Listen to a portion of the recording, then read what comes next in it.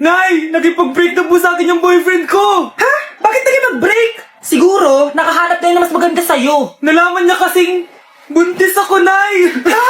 Buntis ka? Ano bang ginagawa mo sa buhay mo? Sorry, Nay! Malapit na akong manganak!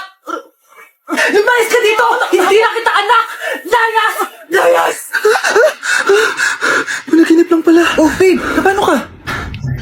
Hindi ka nakapag-break sa akin? Ha?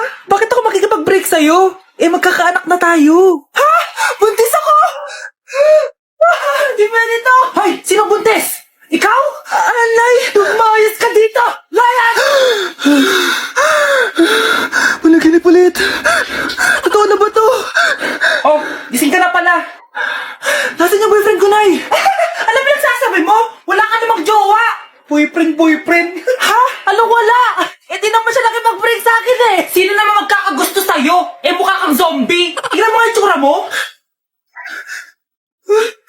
Panaginip lang to! Panaginip lang to! Panaginip lang to! Baliw. Nay, si tatay may kausap na ibang babae. Ang sweet nila. Ha? Asan tatay mo? Nandun po siya, Nay. Oo, sige, kita tayo mamaya. Hoy, sino kausap mo? Kaibigan ko lang sa trabaho.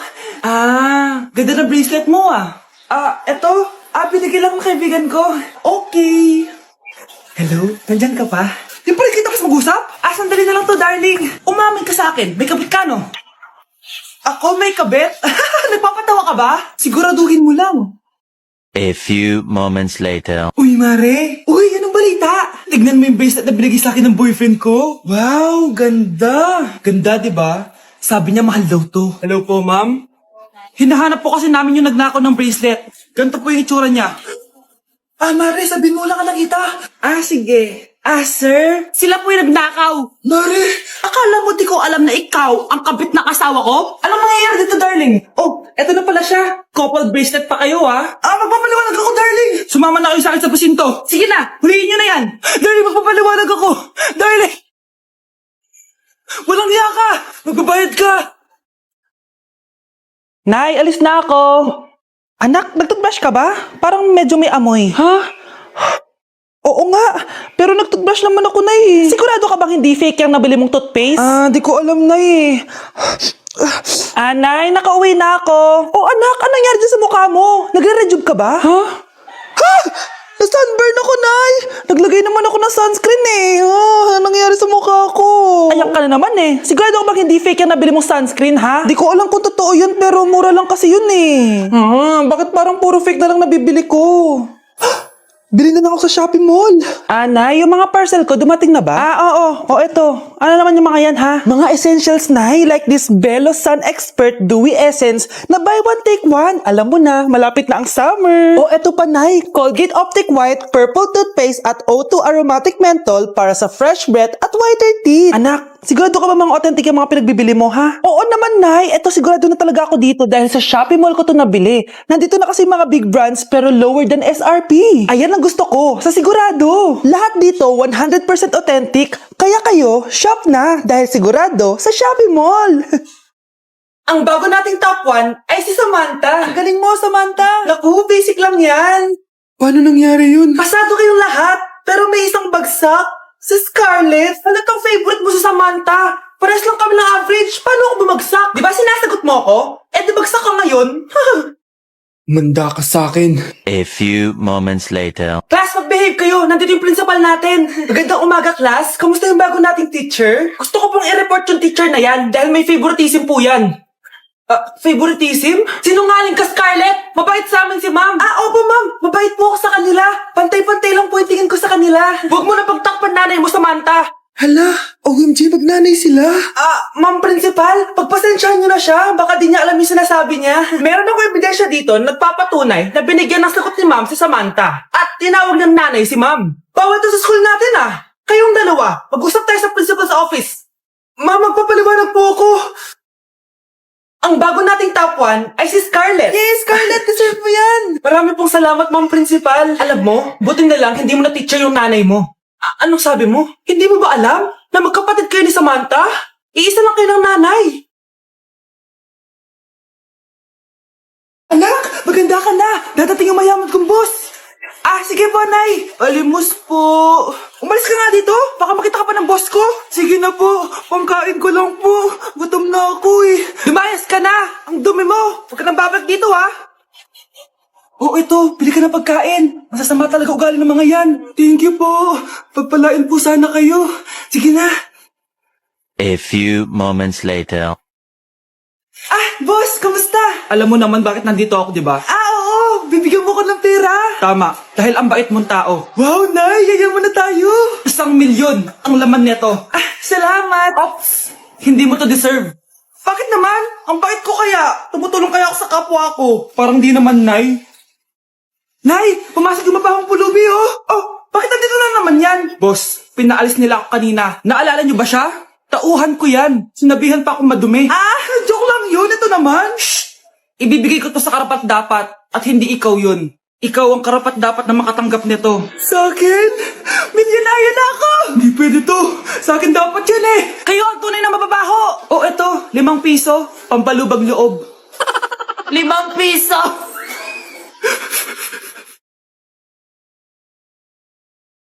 Nay, gusto ko daw makilala ng jowa ko. Sige anak, papasukin mo. Sige Nay. Babe, pasok ka. Halika kayo, kumain muna kayo. Babe, kain ka na. Anong pangalan mo, iho? Anak, hindi ba to nagsasalita? Baka nahihiya lang yan, Nay. Ikaw talaga, babe. Sige, kain na kayo.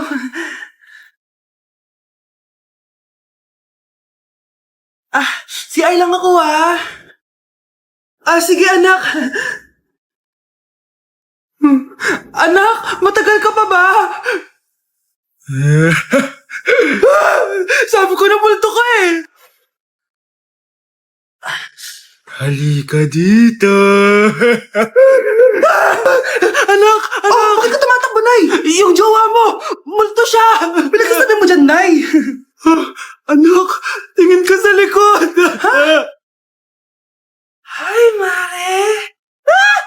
Nay, umalis na tayo dito! Tara na, anak! A few moments later. Ang galing natin, Nay! Naloko natin sila! May bago na tayong bahay, anak! Nay! Sino yun? Totoong multo na yun, anak! Umalis na tayo dito! Anak! Ano to pinagpo-post mo sa Facebook, ha? Bakit po, Nay? Nagmumura ka dito, oh! Sabi mo, ina, laro! Yan ba yung mga nalalaman mo sa school? Biro lang yun, Nay. Wala akong pake. I-delete mo to kung ayaw mo laruin ko yung mukha mo. Sige po, Nay. A few moments later. Wow, ang ganda naman na outfit ko. Picture nga ako. Anak, ano naman itong pinost mo? Bakit ang ikli na shorts mo? Ang ganda ko dyan, no, Nay? Akala mo kinaganda mo yan? Ang pangit! Baka bastusin ka ng mga lalaki. Grabe ka naman, Nay! I-delete mo yan! Next time, magpajama ka na lang. Yung tago lahat, pati mukha mo. Wow! Thank you so much, Mommy! You know that I love chicken nuggets! Ay, di pala chicken nuggets to. Pero sarap! May day ko nga. Ano? Ano na naman itong pinost mo sa Facebook? Yung niluto niya po, Nay, shinare ko lang sa Facebook. Itlog lang, ipapost mo pa? Nahiya ka naman! Dapat pinapost mo yung mga masarap na pagkain! I-delete mo yan! Lahat naman pinapadelete mo! Tapos may nagko-comment pa sa post mo, sabi nila, ang pangit ko daw! Deserve! Alam mo, i-delete mo na lang yung Facebook mo! Tama na! I-delete mo na! Para tumahimik na yung buhay ko! Kung wag ka kayo mangyalab, sigurado tatahimik buhay mo! Akin na yung phone mo! Ako na lang magdi-delete! Bakit kita i-delete kung pwede naman kitang i-block? Hindi mo na makikita yung mga post ko! Sige, papaalam mo na ako, Nay, pwede ba ako sumama sa gala namin magtutropa? Ayan, gala na naman! Hindi pwede! Ano ka? Anak sa mayaman? Nay, sige na! Kasama ko naman yung anak ng kumari mo. Kahit kasama mo pa yung anak ng presidente, wala akong pake! Si nanay naman, napaka-KJ. Bastos to nag-walk out pa. A few moments later. Wow, nagugas ng plato? Parang may gusto Hoy, kahit magugas ka pa ng plato dyan, hindi kita papayagan, no? Parang wala naririnig to nag-aaral ng maayos? Hindi pa rin kita papayagan, no? Hoy, ba't di mo pinapansin, Sige, pag ikaw di nakapagsalita. Ano kaya problema na ni Scarlett? Ba't di ako pinapansin? Siguro nagtampo yun sa akin kasi di ko siya pinayagan. Anak, please pansinin mo na ako. Pwede ka nang gumala. Sige, pinapayagan na kita. Sino yun? Wait lang, anak. Sino yan? Anak? Nay, sorry di ko na kinaya. Sumama na ako sa gala namin. Ha? Pinaprank mo ako, no? Sino yun? Anong pinagsasabi mo, Nay? Buong araw akong wala dito. Nandito ka lang kanina, anak eh. Nay, galing nga ako sa gala namin. Teka lang, anak. Anak? Yes, Nay? Alam mo, itulog mo yan, Nay. Oh, di ba, anak? May takot ka. Nay! Okay, class. Last 5 minutes. Hirap naman nito. Be, ano sagot sa number 10? Huwag ka mong kopya sa akin, Samantha. Mapapagalitan tayo kay ma'am. Tamot mo naman. Ayaw mo akong pakopyahin, na? Bilisan nyo, class! 1 minute na lang! Ma'am, nangongopya po si Scarlett sa akin, no? Apakasinungaling mo, Samantha! May nangongopya pala dito? Bagsak ka na sa akin, Scarlett. Apakasama talaga ng ugali mo, Samantha. Nay! Oo, anak. Anyari sa'yo? Binagsak ako ng teacher ko. Naniwala kasi siya kay Samantha na nangopya daw ako. Totoo ba yun, Scarlett? Hindi, Nay. Siya talaga yung nangopya sa akin. Walang iya yan, ah. Humanda siya sa akin. Tara, anak. A few moments later. Ma'am, bakit niyo po kami pinatawag dito? Kasi yung anak mo, sinungaling. Siya naman talaga yung nangopya kay Scarlett eh. Hindi po totoo yan. Para malaman natin kung sino nagsasabi ng totoo sa inyong dalawa, mag-quiz na lang kayo ulit. Patay ako nito. Humanda ka ng mapahiya, Samantha. Okay, time's up. Pass your papers. Scarlett, naka-perfect ka. Yes, talino talaga ng anak ko. Samantha, wala kang tamang sagot. Ikaw talaga ang totoong nangungopya. Nakakahiya ka, Samantha. Humanda ka sa akin sa bahay. Tara! Huwag po, Nay.